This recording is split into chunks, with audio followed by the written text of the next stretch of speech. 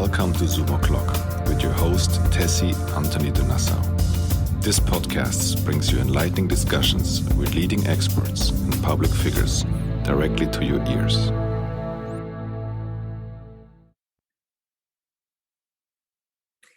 Hello, everyone, and welcome to Zoom O'Clock with your host, Tessy, Antony de Nassau. I'm today here with a very special guest and very good friend and fellow sorority sister, Leonor Stjepic. Hi, Leonor. How are you? Hi, Tessy. Hi, how are you? You're looking great. Thank you. Same. Where are you? It looks amazing where you are. The walls like greenish and everything. Really well, cool. This is my cabin in the woods in Croatia. I'm in the middle of the countryside.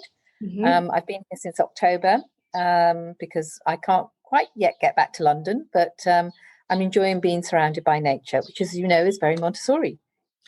Very, very nice. And that will be all we're going to talk about today.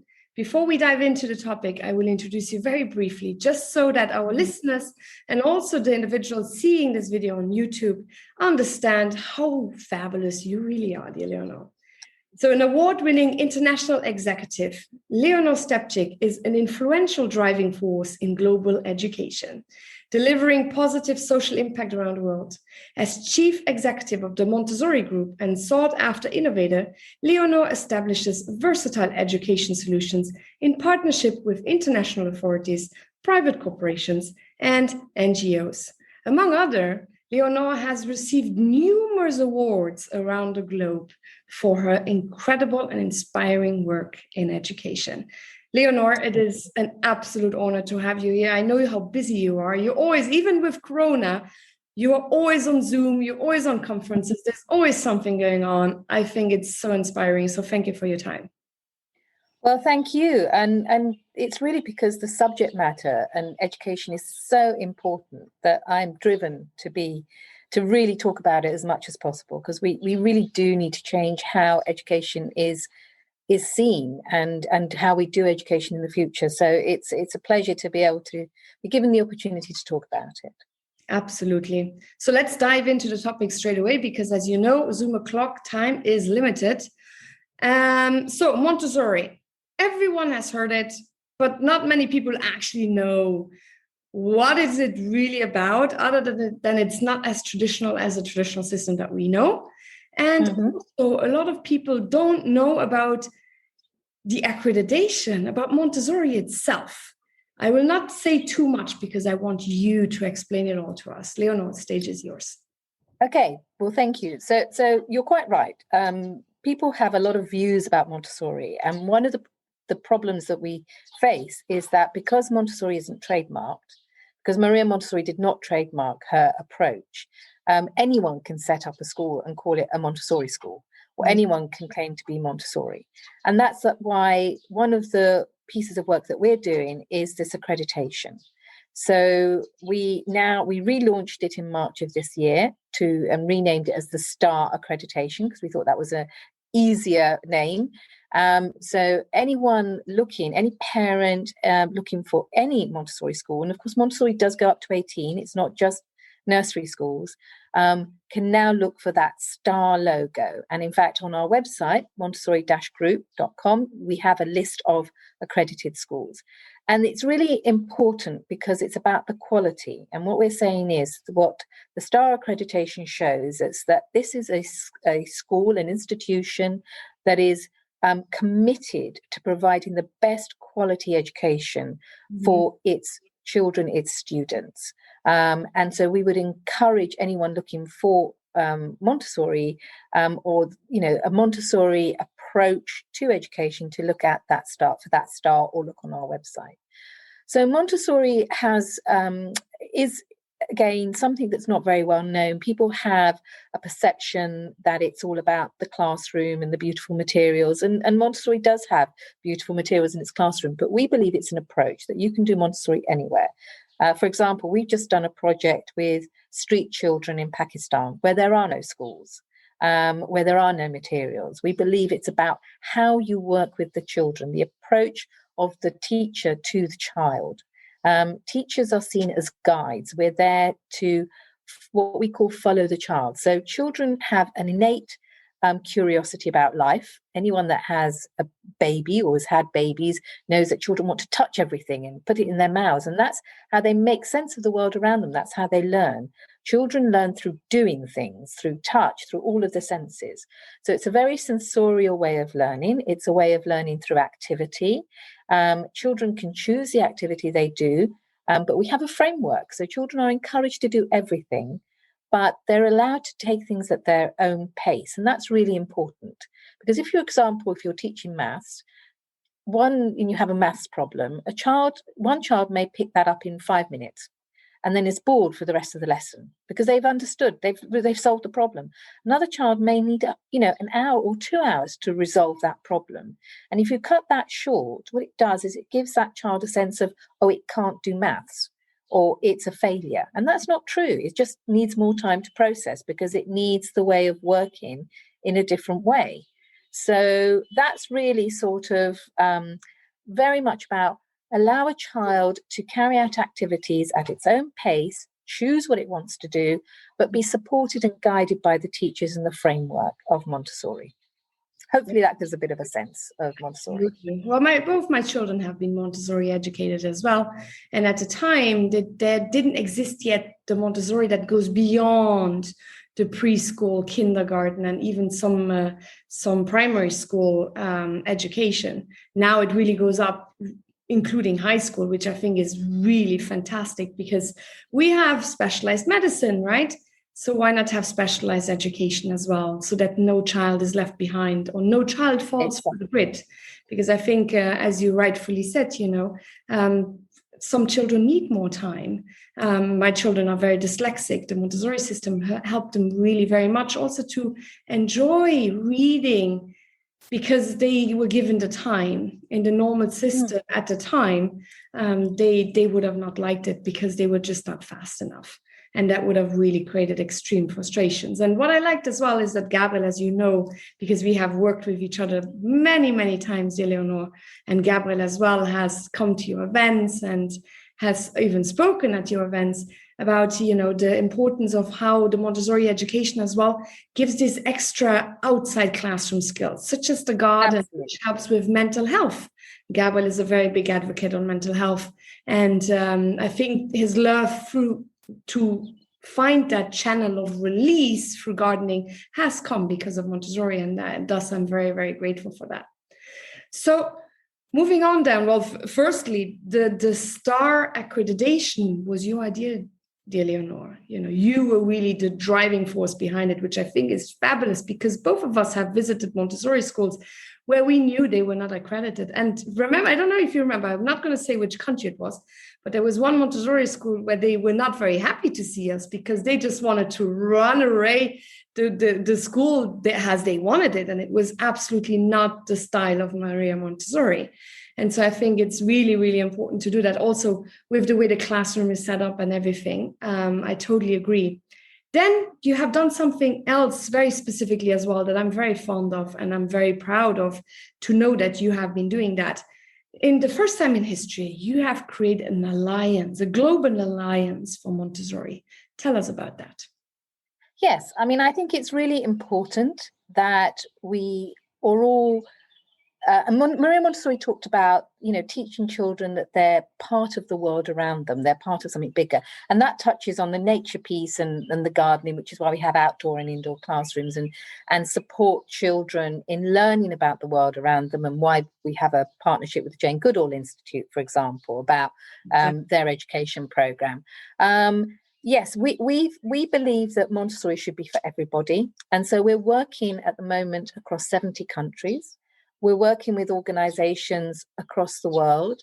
We're constantly looking for collaborative partnerships with both institutions, whether they be universities, where they can train teachers and we can help them, we can train them to become trainers, through to nursery schools or schools, but also sort of larger organizations. We're talking to global organizations about, and global charities now about how can we add value and how can we support the embedding of those principles, because it's really about this social and emotional skills that children need to learn. As you say, it's really good for their mental health, but also those are the skills we're going to need in the future. We're not going to need the skills of just absorbing facts. We're going to need the skills of understanding about facts and critical thinking. We need our children to collaborate and be creative because of the challenges that we're facing in the world. These are going to be the leaders of the future, and they're going to have big challenges around climate change, around, the after effects of the pandemic, that we don't know how long this could last, around, some of the conflicts that are happening. I was reading horrible statistic the other day that 100 civilians die every day from conflicts around the world. We need to build that kind of socially responsible leadership, and we do that through education of our young people. So for us, that's those global alliances, that global way of working is really important, because we can't shut ourselves off in little boxes and say no, that's not us, this is us. So exactly. No, and I like that you're so open-minded, yet there's a serious thought behind how it will look and what the framework is. Because a lot of people say as well, that was one of the comments I often got. Well, how will your child cope? Even for the high school part, right?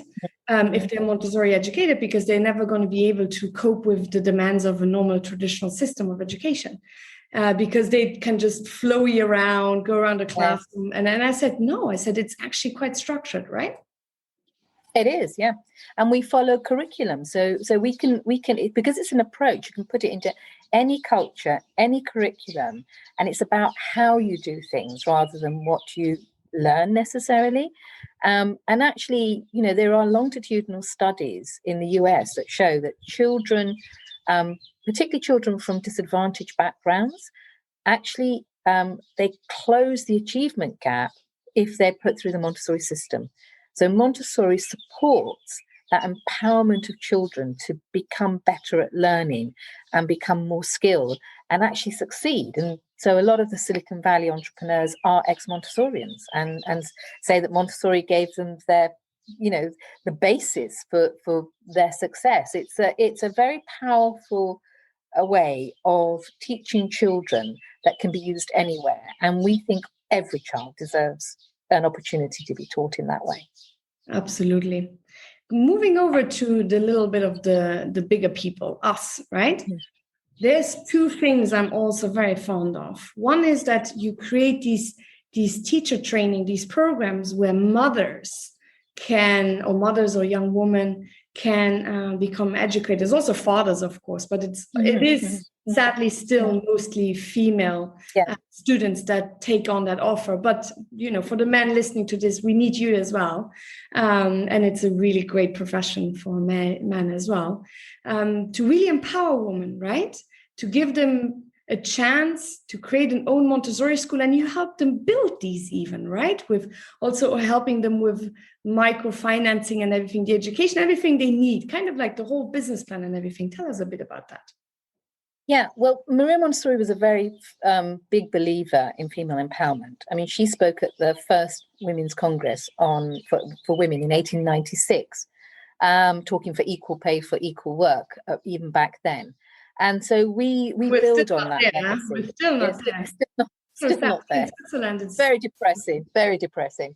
But we do believe in that kind of looking at how can we empower women, and how can we empower women to be entrepreneurs. So that goes from, but we give scholarships and bursaries to women who want to go and study for Montessori education. We've moved away from having everybody needing to come to London to study, to starting to build training hubs around the world to make it more accessible, because often if you've got, family to look after, you can't necessarily spend time traveling somewhere else or being away from home. We are supporting, even in the accreditation scheme, we have a mentoring program. So anybody that wants to set up a nursery and start right from the start of wanting to be an accredited nursery, we have mentors that support them through that process. We offer, in some cases, we'll offer free courses or subsidized courses for staff for CPD.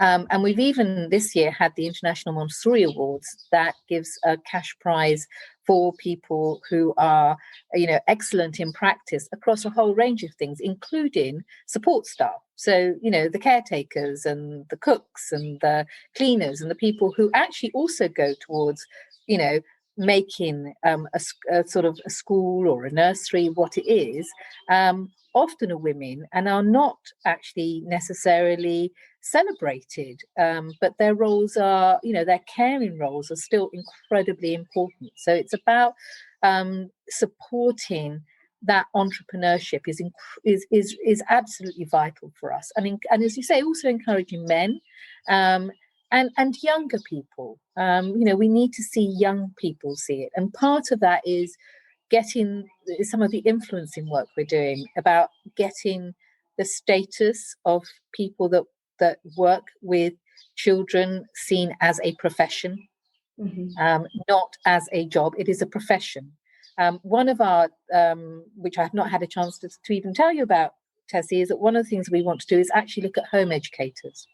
How can we encourage home educators to join our accreditation scheme, so that even if you're a home educator, you can have something that say, look, this is my badge of recognition that I do something that's of quality, even though it may be, and we tend to not use childminder. We want to use home educator because, that is around, educating children. It's not about babysitting. It is actually a profession, and we should recognize it as such. 100%. I agree. I totally agree, because I remember I had, when I lived in London more full time, and the kids were smaller, and I was working and studying and all that stuff at the same time. I had also someone helping me with the children sometimes, and she was Jodie. She was fantastic, and she would really take the time also to do homework with the kids and so on. And she was extremely, extremely qualified.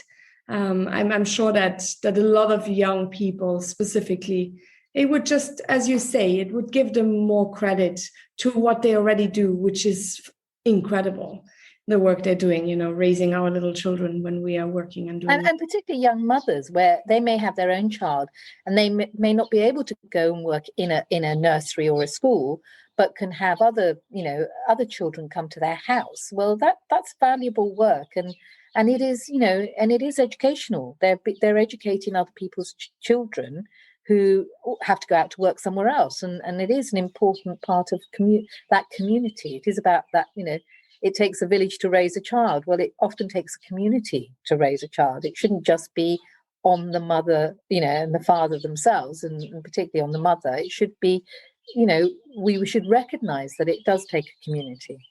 100%. There's another thing which I find really, really, really interesting, which I would like to tap in a little bit, is that Montessori education is not just for children, and not just for high school students, and not just for educators, and not just for empowering women, but also it is really, really good for individuals, for example, being attained from Alzheimer and other illnesses. Tell us a bit about that, because that is something, when I learned that while working with you, that was just mind-blowing, because that no one knows about that. Yeah. Well, it's true. And there's been pilot projects around the world, particularly in Australia and in the US, that show that if you train the carers of people with Alzheimer's, with dementia, to use the Montessori approach, you can actually, I think in some places, it reduced the use of medication by 75%. And it reduced the incidences of wandering. So often, I looked after family members with Alzheimer's. They will wander off, because they're not aware of where they are or what's going on. But actually, if you give them something and you engage them and you use exactly the same approach as you would do, in the Montessori approach in schools, there's just a higher incidence of people being happy, fulfilled, having purpose, and it's just a great thing to do. So this is something we're really, really interested in. We're also interested in looking at people with special needs, and obviously, and we're looking at a project with an organisation that works with young adults with special needs. Again, about using the Montessori approach. There's a possibility of using Montessori for good mental health with people that have PTSD, for example. And again, it's about that routine, that sense of achievement, that kind of creating we say, sometimes when you're doing a piece of work, you're in the zone.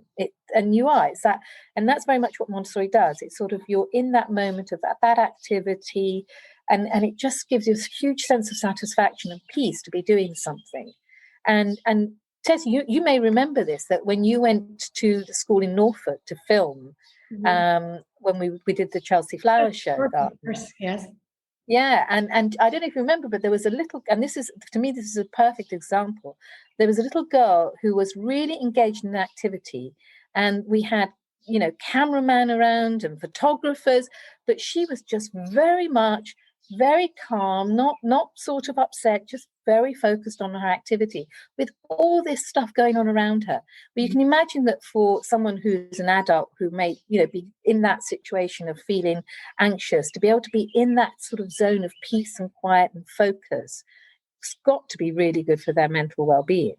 Mm-hmm. For sure. I can also imagine, listening to what you're saying, that for autistic children and adults probably will also be a good idea, and many course. But it is definitely a field that is quite unexplored, and a lot of people don't know about it. So it's great that we have touched on it a little bit. If you have some links, please share them with me, and I will put them. We will. You. And what we will also, sorry to interrupt, but what we're also going to do is, through the International Montessori Institute that we created last year, we're actually going to be doing research into this. And we've launched 2 research funds, and one is actually a European research fund, which is €90,000 over 3 years. And we're really interested to look at those sorts of things. Where can Montessori be applied elsewhere to really make a powerful social impact? So, yes. Oh, that's definitely happy to share those links. Please do. Also, for people listening to this who have children going into Montessori, who want to become a Montessori teacher, want to open their schools, or have someone with dementia or Alzheimer, or even think that this is just incredible, didn't know about all of that new research coming up, just get in touch with Leonor and her team, and she will make sure you are well taken care of. Mm-hmm. So our time has run out. It's so amazing to talk to you, Leonor. Before I let you go, tell me, there's always one question I ask everyone, which is about, we're living in turbulent times, but there's so much innovation. And there's so many things that inspire us daily and create that innovation in ourselves as well. During the COVID pandemic, you have innovated quite dramatically as well, right? With the Montessori school, and personally, and everything is just fantastic. What is one book you have read where you were like, wow, that book really made a difference? Oh my goodness. Oh, that's a really difficult, that's such a difficult question. That is such a difficult question. One book that I read, actually, it's a book that I read many years ago. And it's actually by it's The Black Swan. I don't know if you've Yes. So it's about how, it's unpredictability, and I think it's Naeem Taleb, I think that wrote it, and it just made me start to think. When it first came out, I read it, and it made me start to think, actually, we can't take life for granted, because sometimes something will happen, and that's not necessarily a bad thing. It's how you handle that unexpected sort of that black swan, how you deal with that is actually what is going to make a difference, not sort of worrying about, oh my goodness, this is happening, now what? It's okay, this is happening, so what can I do about it, or where's the opportunity around this? So I guess that would be the one. Very interesting and very difficult question. Very difficult question. Yeah, very difficult. I know, I get them all with that question. Thank you so much, dear Leonor. I make sure the YouTube video will go up live today already. then all of the others will go up in the next few days. And I make sure that below each and every one of the videos or podcasts, there's all of the information of you, of your website that you have mentioned, and anything else you would like to share. So this is it for us today. Thank you so much, Leonor. Thank you. Too short a time to speak to you. Always too short, my darling. We speak offline. And then for everyone listening here, please subscribe to the channel, YouTube, Apple Podcasts, all of the other podcast channels. Please share, comment, rate. It's so important. We have also created a patronage for the podcast to make it more reliable and more that I can have it more and more guests, more time for it. So please look into it on my website as well, tessydenassau.com.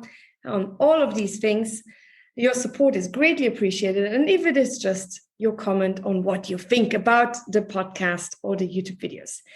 So thank you so much, Leonor. I wish you a beautiful rest of the day, and you too. We keep talking offline. We will. Bye. Bye. Bye. Thank you for listening to this Zoom O'Clock. We hope this discussion was insightful and has provoked some new ideas for you. Please share and subscribe. If you like to keep in touch with your host, you can find her on Instagram under Tessy_from_Luxembourg and on Twitter under Tessy_DE.